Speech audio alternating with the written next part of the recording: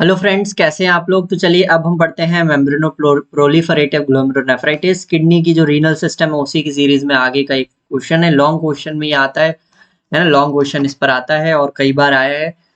चलिए समझते हैं क्या होता है ये। तो सबसे पहले डेफिनेशन देखनी है तो important cause of nephrotic syndrome in children और यंग एडल्ट्स में ये हमें मिलेगा, है ना। इंपॉर्टेंट कॉज होता है, दो हिस्टोलॉजिकल चेंजेस होते हैं इसमें जिसके बारे में हमें ध्यान देना है। कौन कौन से रहेंगे वो, तो सबसे पहले तो सेलुलैरिटी बढ़ जाएगी, मिसेंजियम जो रहेगा उसकी सेलुलैरिटी बढ़ जाएगी, नंबर ऑफ जो मिसेंजियल सेल्स है उनका प्रोलिफरेशन बढ़ जाएगा। दूसरा पॉइंट ये है कि irregular thickening of the capillary wall जो कैपिलरीज होंगी, टफ्ट ऑफ कैपिलरी होगा, उसकी जो थिक वॉल्स हैं उसमें थिकनिंग हो जाएगी। ठीक है, कैसे होगा थिकनिंग होने का मतलब, क्या समझ में आ रहा है कि कुछ ना कुछ डिपॉजिट होगा। चलिए देखेंगे क्या होता है वो। ठीक है, एक डायग्राम में मेसेंजियम क्या होता है सबसे पहले ये थोड़ा सा समझना पड़ेगा अगर जिन बच्चों को नहीं पता है। मेसेंजियम का मतलब होता है कि ये जो हमारा ग्लोमेरुलस है और इसमें जो कैपिलरी का जो एक टफ्ट बना हुआ है, ठीक है, कैपिलरी का जो एक जाल बना हुआ है, इसको सपोर्ट करने के लिए यहाँ पे कुछ सेल्स होते हैं और ये सेल्स जो एरिया होता है इंटरसेलुलर मैट्रिक्स होता है, इसको हम बोलते हैं मेसेंजियम। जब इसमें नंबर ऑफ सेल्स बढ़ जाएंगे प्लस ये जो कैपिलरीज है इसकी वॉल में थिकनिंग हो जाएगी, मोटी हो जाएंगी ये वॉल, कुछ ना कुछ डिपॉजिट होगा, तब हम बोलेंगे कि ये जो हमारा अम, ये जो इस पर्टिकुलर पेशेंट को ग्लोमेरुलो मेम्ब्रेनो प्रोलिफरेटिव ग्लोमेरुलोनेफ्राइटिस हो गया है। ठीक है, आगे बढ़ते हैं। ये समझ में आ गई, नॉर्मल कैपिलरी है, नॉर्मल ग्लोमेरुलस है। इडियोपैथोजेनेसिस कैसे होता है, तो जो मेजोरिटी है ना इसके टाइप्स होते हैं। टाइप अगर हम बेसिकली टाइप 1, टाइप 2 और टाइप 3 होता है। ठीक है, टाइप्स होते हैं इसमें। कैसे होगा, किस बेसिस पे टाइप्स हैं वो हम आगे पढ़ेंगे। इटियोपैथोजेनेसिस है कि मेजोरिटी जो टाइप 1 इसमें सबसे मोस्ट कॉमन क्या होगा, 70% क्या होगा, 70% टाइप 1 होगा। अब टाइप 1 होगा तो उसका ही जो है कि इसमें सबसे टाइप 1 का जो मोस्ट कॉमन है उसमें जो पैथोजेनेसिस है, जो मैकेनिज्म है वो ये है कि इम्यून कॉम्प्लेक्सेस बनते हैं और उनका डिपोजिशन होता है और कॉम्प्लीमेंट पाथवेज एक्टिवेट होते हैं जिसके कारण ये पूरी रिएक्शन, ये जो पूरी डिजीज है ये आगे बढ़ती है। ठीक है, तो formation of immune complexes in the glomerulus and activation of both classical and alternate complement pathways in most cases of type 1 MPGN जो होता है मेम्ब्रेनो प्रोलिफरेटिव ग्लोमेरुलोनेफ्राइटिस टाइप 1, उसमें ये दिक्कत होती है। ठीक है, अब कुछ ऐसे भी होते हैं जिनके बारे में हमें पता नहीं रहता तो हम क्या बोलते हैं, इडियोपैथिक एमपीजीएन। इडियोपैथिक एमपीजीएन में जो एंटीजेंस इन्वॉल्व होते हैं वो एक तो अननोन है बेसिकली, लेकिन कुछ बहुत सारे केसेस में ऐसा माना गया है कि जो वो एंटीजेंस होते हैं वो प्रोटीन्स होते हैं जो कि इन्फेक्शियस एजेंट जैसे कि हेपेटाइटिस सी और हेपेटाइटिस बी वायरस होते हैं। जब उनका इन्फेक्शन होता है तो उसमें एंटीजेंस जो प्रेजेंट होते हैं वहीं से हमें ये जो रिएक्शन है ये आगे बढ़ाते हैं। ठीक है, कई सारे केसेस में हमें ये भी पाया गया कि स्ट्रेप्टोकोकल इन्फेक्शन जो है पहले हो चुका होता है उसके बाद भी ये डिजीज प्रोग्रेस हो सकती है। ठीक है, तो इटियोपैथोजेनेसिस में तीन चीजें, एक तो इम्यून कॉम्प्लेक्सेस ग्लोमेरुलस में फॉर्मेशन होगा जिसके कारण से कॉम्प्लीमेंट पाथवेज एक्टिवेट होंगे, दोनों क्लासिकल और अल्टरनेट पाथवेज। और मोस्ट कॉमन जो टाइप 1 होता है उसका मोस्ट कॉमन मैकेनिज्म यही होता है। फिर इडियोपैथिक एमपीजीएन भी होता है जिसमें कि अननोन है एंटीजन क्या हो सकते हैं, और एंटीजन ये भी हो सकते हैं इन्फेक्शियस एजेंट्स हो जो कि हेपेटाइटिस बी या सी वायरस के बाद आपको हो जाए। ठीक है, ये जो टाइप 1, टाइप 2, टाइप 3 है ना, ये कहीं ना कहीं हर लेवल पे इनके साथ एक डिजीज एसोसिएट होती है, बहुत सारी डिजीज एसोसिएट हो सकती है, वो हम आगे पढ़ेंगे। अकेले नहीं होती, ये associated with some sort of disease होती है। ठीक है, फिर जैसा कि मैंने बताया कि अल्ट्रा स्ट्रक्चरल यानी इलेक्ट्रॉन माइक्रोस्कोपी से देखा, इम्यूनोफ्लोरेसेंस माइक्रोस्कोप से देखा और पैथोजेनेटिक मैकेनिज्म के बेसिस पर हमने तीन टाइप्स में इसको डिवाइड किया है। और वो तीन टाइप्स कौन कौन से हैं, टाइप 1 है, टाइप 2 है, टाइप 3 है। टाइप 1 को हमने क्लासिकल बोला है, टाइप 2 को हमने डेंस डिपॉजिट डिजीज बोला है। ठीक है, टाइप 2 को डेंस डिपॉजिट डिजीज बोला है, इंपॉर्टेंट है। टाइप 1 को क्लासिकल बोला है, मोस्ट कॉमन है। ठीक है, 70% ये होता है, ये लगभग 30% केसेस में होता है। समझ गया आगे। और ये जो टाइप 3 है ना ये रेयर होता है। समझ गया आगे, आगे बढ़े चल। अब टाइप 1 के बारे में पढ़ते हैं। टाइप 1 क्या है, एक एग्जांपल है इम्यून कॉम्प्लेक्स डिजीज का। तो हमने पढ़ा था टाइप 1 में इम्यून कॉम्प्लेक्स डिपोजिशन हो रहा था, है ना। और ये जो 70% कंप्राइजेस होते हैं केसेस में जो एमपीजीएन के, 70% केसेस में टाइप 1 का होता है ये। ठीक है, characterised by immune deposits in the subendothelial position. बस यही इंपॉर्टेंट है, सब में कुछ ना कुछ डिपॉजिट हो रहा है जिसके कारण से कैपिलरी वॉल जो है वो थिक हो रही है, मोटी हो रही है। अब वो कहाँ डिपॉजिट हो रहा है उस बेसिस पे टाइप 1, टाइप 2, टाइप 3 है, ठीक है। तो हमने पढ़ा सब एंडोथेलियल पोजीशन। अब व्हाट इज दिस सब एंडोथेलियल पोजीशन? तो हम अगर मैं एक कैपिलरी बनाऊं तो कैपिलरी में ये जो होते हैं ये एंडोथेलियल सेल्स होते हैं, ठीक है, ये एंडोथेलियल सेल्स होते हैं। और एंडोथेलियल सेल्स कैपिलरी के होते हैं, उसके नीचे हमारे पास ग्लोमेरुलर बेसमेंट मेम्ब्रेन होती है, ठीक है। अब इस एंडोथेलियम के नीचे वाले स्पेस में ये जो स्पेस है, अगर मैं कलर करके आपको बताऊं, ये वाला जो स्पेस है ना, इसको इस क्या बोला जाएगा? इसको बोला जाएगा सब एंडोथेलियल स्पेस। तो अगर यहाँ पे इम्यून डिपॉजिट्स हो रहे हैं तो हम बोलेंगे कि टाइप 2 वाला कुछ करेक्ट है, सॉरी टाइप 1 वाली क्लासिकल फॉर्म है एमपीजीएन का, मेम्ब्रेनो प्रोलिफरेटिव ग्लोमेरुलोनेफ्राइटिस का। समझ में आया? तो ये आपने डिसीज पता चली। अब एक टाइप 3 होता है, अगर यहाँ पे कुछ डिपॉजिट होता है, जीबीएम में अगर डिपॉजिशन हो रहा है, तो फिर हम क्या बोलेंगे? तो हम बोलेंगे कि टाइप 3 वाले में, टाइप 3 में जीबीएम के अंदर डिपॉजिशन होता है, तो ऐसे स्प्लिटिंग ऑफ जीबीएम हो जाती है, ठीक है। ये सब चीजें थोड़ा थोड़ा समझना है। और टाइप, सॉरी ये टाइप 2 है, I am sorry, very sorry, type 2 है। और टाइप 3 में दोनों चीजें हमें मिलती है, ठीक। तो कैरेक्टर है immune deposits in the subendothelial position, ये इंपॉर्टेंट है बस इसमें। अब एसोसिएशन में देखना है, तो एसोसिएशन क्या है? सिस्टेमिक इम्यूनो कॉम्प्लेक्स डिजीजेस होंगी, जैसे कि एसएलई, सिस्टेमिक ल्यूपस एरिथेमेटोसस, मिक्स्ड क्रायोग्लोबिन ग्लोबुलिनेमिया और जॉगरन सिंड्रोम हमें मिलेगा, इसके अंदर ये दिक्कत हो सकती है, ठीक है।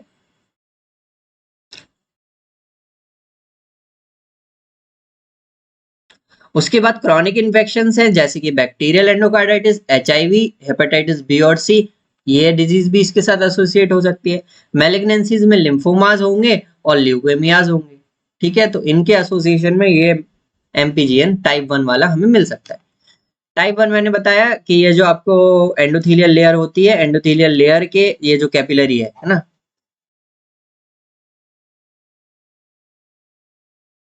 ये कैपिलरी ल्यूमन है, ये आपका एंडोथेलियल लेयर है। उसके बाद सब एंडोथेलियल लेयर आ गई, यहाँ पे इम्यून कॉम्प्लेक्स डिपॉजिट होते हैं और कॉम्प्लीमेंट डिपॉजिट होते हैं, ठीक है। मोस्ट कॉमन टाइप 1 पे होता है, ठीक। Membranoproliferative glomerulonephritis type 1 capillary viewed by electron microscope से जब आप देखोगे तो ये हमारे पास नॉर्मल वाला है, ठीक है, नॉर्मल ऐसा दिखता है। लेकिन सब एंडोथेलियल इम्यून कॉम्प्लेक्स डिपॉजिट, ये जो ब्लैक कलर का है, ये आप देखो इस सब एंडोथेलियल स्पेस, यानी कि ये जो येलो कलर की जो एंडोथेलियम है, येलो कलर की जो एंडोथेलियम है, इसके और जीबीएम के बीच में, ग्लोमेरुलर बेसमेंट मेम्ब्रेन के बीच में ये कुछ डिपोजिशन हो रहा है ब्लैक ब्लैक कलर का, तो हमने उसको बोला है कि वो टाइप 1 में आता है, ठीक है।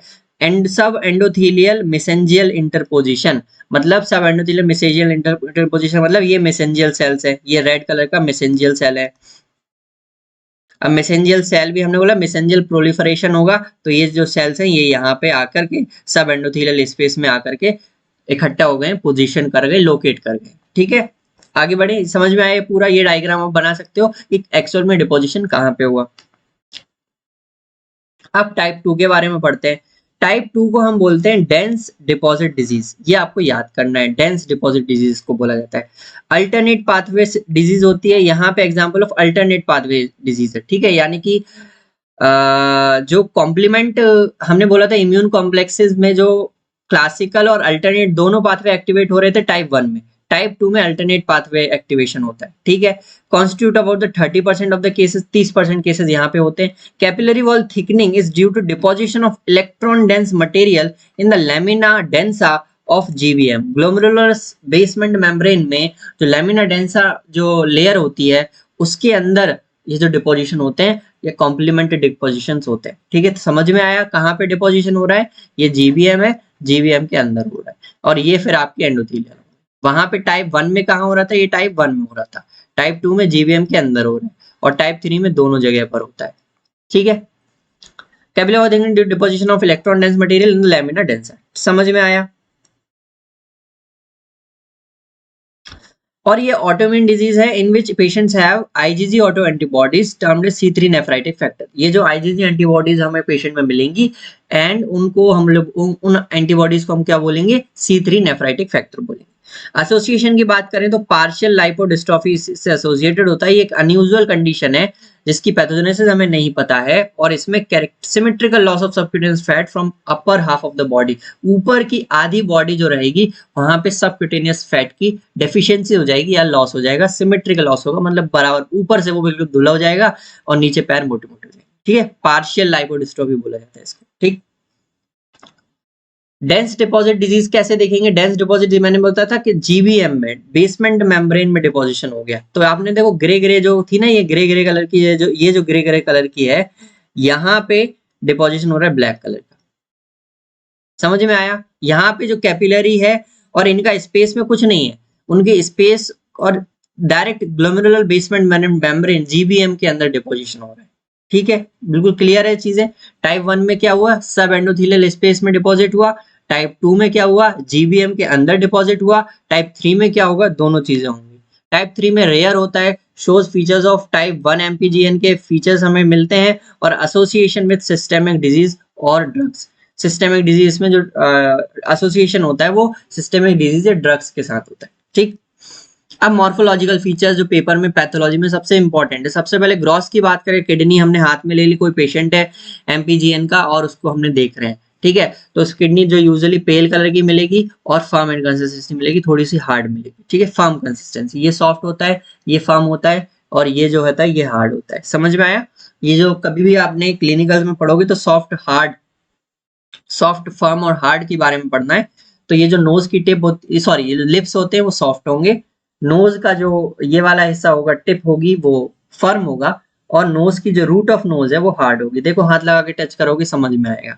लाइट माइक्रोस्कोपी की अगर हम बात करें तो हमें अलग अलग चीजें देखनी है। एक तो पहले हम ग्लोमेरुलस देखेंगे। ठीक है, सॉरी,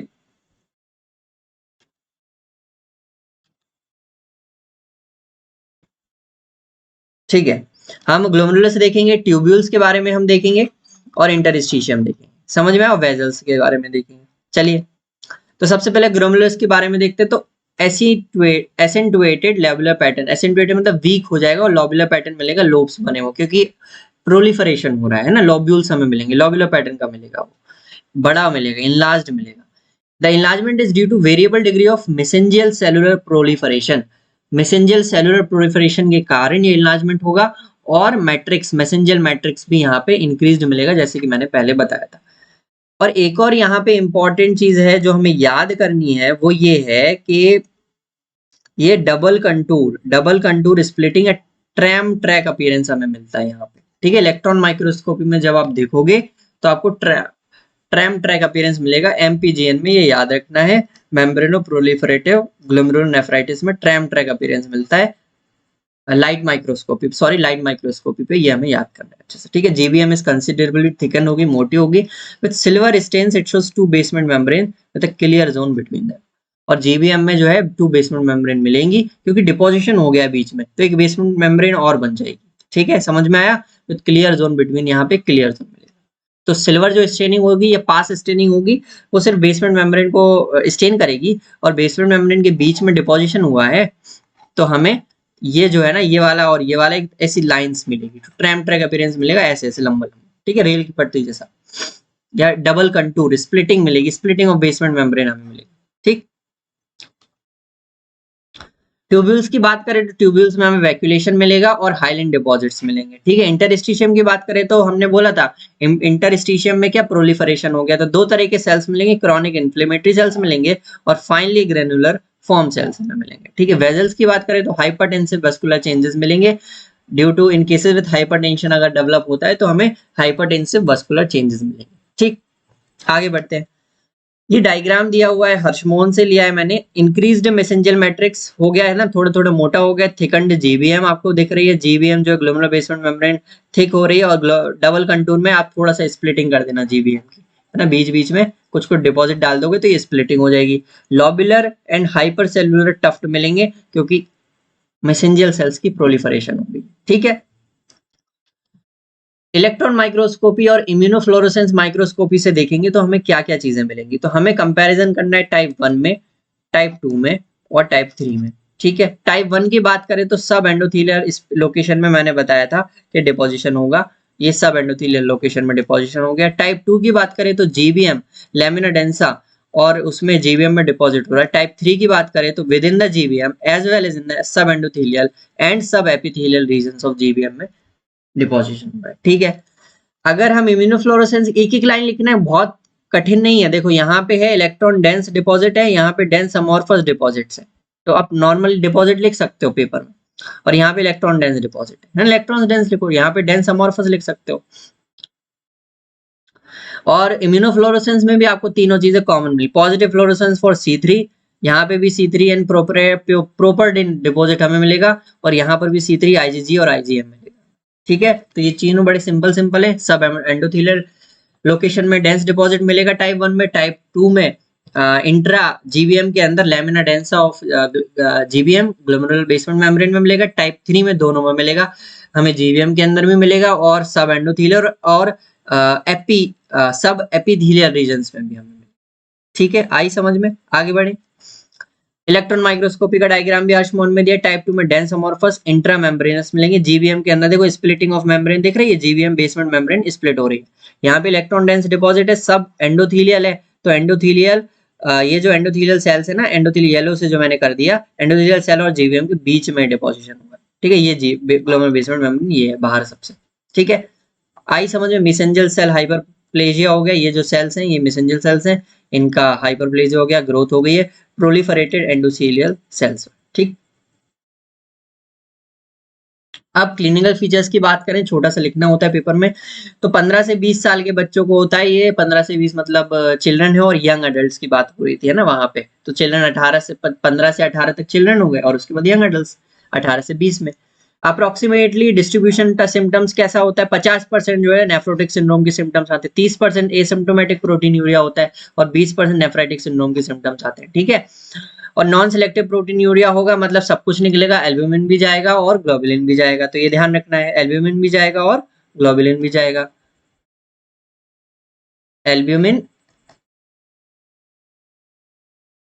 प्लस ग्लोबुलिन जाएगा। हेमेट्यूरिया होगा, या कि हेमेट्यूरिया और प्लस हाइपरटेंशन हमें मिलेगा। हेमेट्यूरिया, ये हेमेट्यूरिया और ये हाइपरटेंशन हमें मिलेगा। हाइपोकॉम्प्लीमेंटेमिया, हाइपोकॉम्प्लीमेंटेमिया जो है उसके कारण जो कॉम्प्लीमेंट्स होते हैं, कॉम्प्लीमेंट्स नॉर्मल कॉम्प्लीमेंट का लेवल जो है वो डिक्रीज हो जाएगा, क्योंकि वो यूज्ड अप हो गए, डिपॉजिट हो गए हैं, या पे कहीं पे कॉम्प्लेक्स बना लिया उन लोगों ने। With time majority of patient जो है प्रोग्रेस टू रीनल फेलियर में चले जाते हैं, धीरे धीरे डिपोजिशन होता जाता है और फंक्शनिंग उसकी कम होती जाती है। ठीक है, प्रोग्नोसिस क्या है? टाइप 1 में जो है रिलेटिवली अच्छी खासी बेटर प्रोग्नोसिस है, थोड़ी अच्छी है। टाइप 2 में जो है वो बहुत वेरिएबल क्लिनिकल कोर्स होता है, अलग डिपेंड करता है कि इसको ट्रीटमेंट किस तरह का दिया जा रहा है, और पेशेंट के पर्सनलाइज्ड उसमें कि किस पेशेंट को कौन ये वाली मेडिकेशंस किस तरीके से इफेक्ट करेंगी, उस बेसिस पे उसका प्रोग्नोसिस होता है। ठीक है, चलिए थैंक यू वेरी मच, इतना ही था हमारे आज का जो लेक्चर था। उसमें इंपॉर्टेंट पेपर में आएगा, इंपॉर्टेंट है, कई बार आया हुआ है, लॉन्ग क्वेश्चन में आता है। ठीक है, अच्छे से पढ़िएगा। Thank you very much. हाँ, नोट्स इसके साथ अटैच्ड हैं, वीडियो के साथ ही अटैच्ड मैं कर दूँ। ठीक है, डिस्क्रिप्शन में आपको मिल जाएगी। ठीक है, थैंक यू।